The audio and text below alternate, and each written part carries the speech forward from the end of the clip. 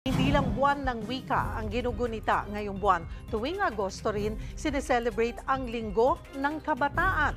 Para bigyan ng mukha ang balita, Mobile Journal, Merymon Reyes.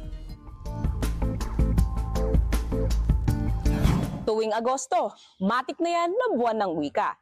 Pero hindi lang yan ang pinagdiriwang ngayong buwan ha.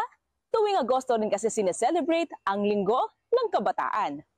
Bukod sa basketball at obstacle course race, may spelling bee at patintero competition din ang sangguniang kabataan dito sa Barangay 414 Sampaloc, Manila. Spell gatas. Saging. S-A-G-I-N-G. Okay. Ano spelling ng lobo?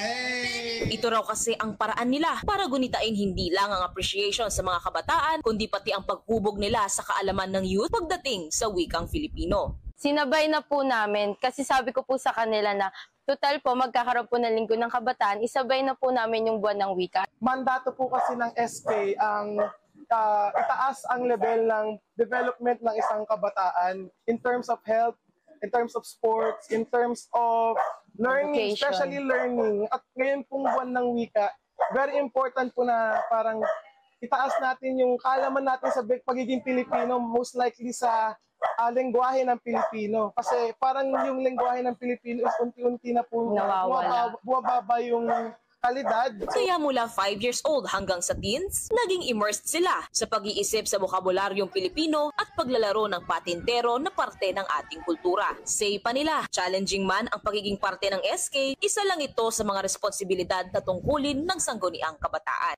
Masarap po sa pakiramdam na meron ka pong may naidudulot ka din po sa mga kabataan po dito po sa amin. Kahit pa paano, nagkakaroon po sila ng kaalaman.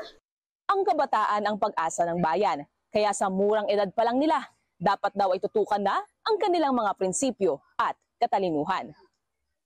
Mobile Journalist Merymon Reyes po, hatid ang muka ng balita.